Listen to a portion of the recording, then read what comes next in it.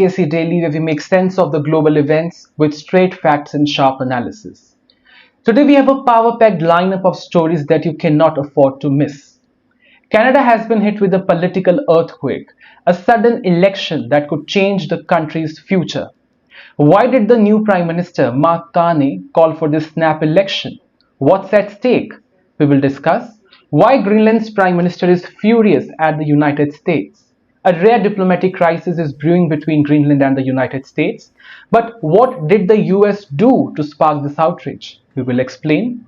Meanwhile, the US pushes for Ukraine to cease fire by Easter, but Russia remains skeptical. The US is trying to broker a peace deal, but will Russia agree? Or is this just another failed attempt? And stay with me as we uncover the full story of how a song sparked political chaos. A song went viral, but it didn't just set trends, it caused legal battles, protests, and political drama. All this is lined up for you on the show tonight. Canada has been hit with a political earthquake, a sudden election that could change the country's future. Let's understand why the new Prime Minister Mark Carney calls for this snap election, what's at stake, and how does it tie into a growing conflict with the United States of America. Canada's new Prime Minister Mark Carney just made a bold and unexpected move. He has called for a snap elections on April 28, 2025. This means that Canadians will be voting much earlier than expected. Originally, the elections were supposed to be in October, but Carney wants people to vote now. Why? Because he says Canada needs a stronger government to deal with some serious problems. And he also sees an opportunity. Carney took over as Prime Minister after Justin Trudeau stepped down a few weeks ago. Trudeau faced pressure from both his own party and the opposition. Now, Carney's Liberal Party is facing off against the Conservative Party led by Pierre Poilievre. But this election isn't just about the politics. It's about Canada's very survival as an independent nation. There's a big trade war happening between Canada and its neighbor, the United States. And here's the shocking part. US President Donald Trump has openly talked about making Canada the 51st state of America. And Canadians are outraged. Carney says this election is about standing strong against Trump's threats and protecting Canada's sovereignty. Trump has already hit Canada with high tariffs on steel, aluminium, and other goods. These tariffs are damaging Canada's economy. And he's not stopping there. Trump delayed even more tariffs, but is planning new ones in April. He has also made controversial remarks calling Canada not a real country and referring to Trudeau as a governor rather than a prime minister. Carney says Trump's threats are real and dangerous. He believes that Canada needs a strong, a unified government to deal with this crisis. But here's the twist. Polls show that because of Trump's aggressive stance, nationalism in Canada is at all-time high. Suddenly, Carney's Liberal Party, which had been losing support, is gaining momentum. Some analysts believe that Carney is calling this election now to ride the wave of patriotism and secure a majority government. So how does Canada's election work? On April 28, Canadians will vote for 343 members of parliament. If one party wins at least 172 seats, they get a majority government. If not, the party with the most seats will try to form a government with the other party's support. Right now, polls suggest that Carney's Liberal might win 174 seats, just enough for a majority. But elections can be unpredictable. The big question is, will voters rally behind Carney's message of standing up to Trump? Or will they choose, well, the Conservatives? We'll find out soon. A political storm is brewing in Arctic. Greenland's Prime Minister Mutebi Idi has strongly condemned the upcoming visit of US Second Lady Usha Vance and other senior officials, calling it a direct provocation. But what's really happening here? Is this just a friendly tour, or the US is flexing its muscles in Greenland? On March 27, Usha Vance, the wife of US Vice President J.D. Vance, will land in Greenland along with her son and a delegation that includes White House National Security Advisor Mike Waltz and Energy Secretary Chris Wright. According to the White House, the trip is meant to be a cultural visit. Vance is expected to tour historical sites, learn about Greenlandic heritage, and attend Greenland's famous national dog sledge race. But there is more to the story. This visit isn't happening in a vacuum. It comes at a time when US President Donald Trump has been increasingly rhetoric about acquiring Greenland, a mineral rich semi autonomous territory under Denmark. In the past, Trump has expressed interest in purchasing Greenland, and while the idea was initially dismissed as absurd, his administration now seems to be taking a different approach, one that's less about making offers and more about exerting influence, exerting pressure. Not everyone is buying this quote unquote friendly visit narrative. Greenland's prime minister is furious. Speaking to a newspaper, he didn't hold back. He said, and I quote, "We are now at a level where it can in no way be characterized as a harmless visit from a politician's wife." He also raised the major question, and I quote, "What is the National Security Advisor doing in Greenland? The only purpose is to demonstrate power over us." He says his visit as a clear political maneuver, and let's be honest, when a national security advisor and an energy secretary shows up on a trip that's supposed to be about history and dog sledging, it does raise eyebrows. Let me show you the bigger picture now. Greenland is not just an icy landmass. It's strategically and economically valuable. The Arctic region is rich in minerals, including rare earth elements, which is essential for modern technology. With global powers like China expanding their Arctic influence, the US doesn't want to be left behind. Trump's administration has already taken steps to deepen ties with the Greenland. The US opened a consulate in Nuuk in 2020, increased funding for economic projects, and has consistently pushed for stronger military and diplomatic engagements in the region. But the people of Greenland aren't really thrilled about this whole US interest in the Greenland. Many Greenlanders see this as another attempt by the United States to slowly increase its presence, ultimately aiming for a greater control over their land and their resources. As of now, the US delegation hasn't altered their plans despite the strong backlash. Usha Vance even posted a video on Instagram expressing her excitement for the trip, highlighting the dog sledge race which the US helps sponsor. But the timing and the nature of this visit is more than just a goodwill tour. The US, Ukraine, and Russia have all sent delegations to Saudi Arabia to discuss a potential peace deal. But with both sides far apart on key issues, the road ahead looks quite challenging.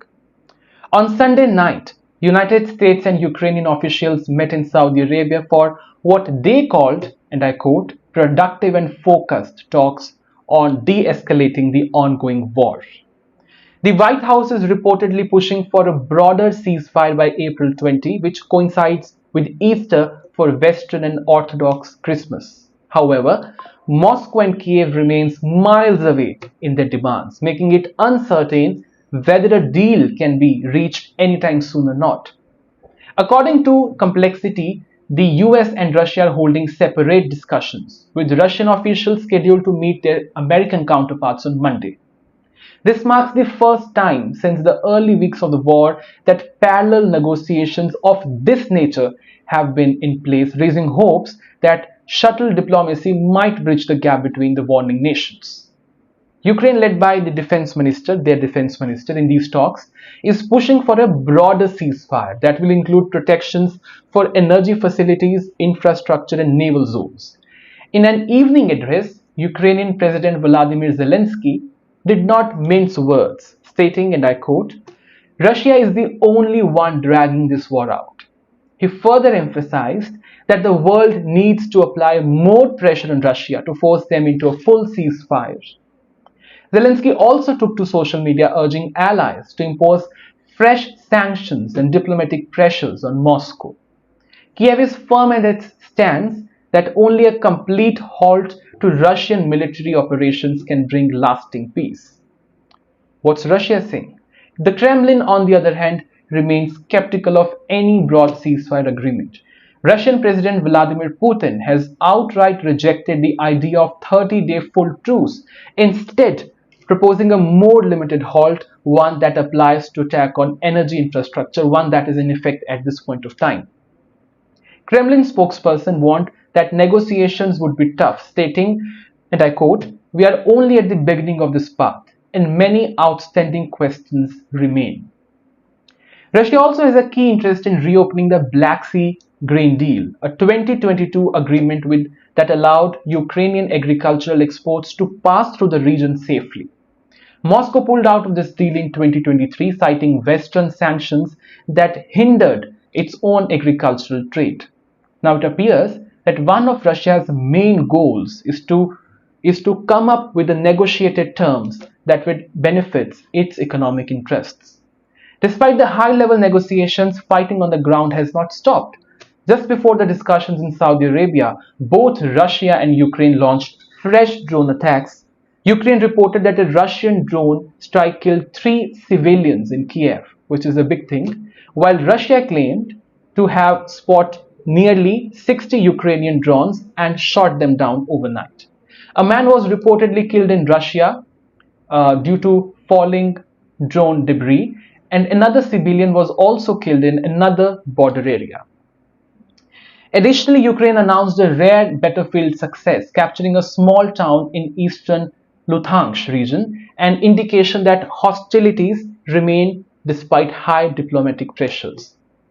Now the question is, what's next? While the US envoy expressed optimism about a potential ceasefire, the Kremlin remains cautious.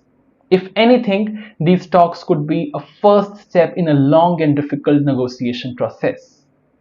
The question is, will the US be able to broker a deal that satisfies both Russia and Ukraine, or will these talks go to the way of previous diplomatic efforts, ending in more of a deadlock?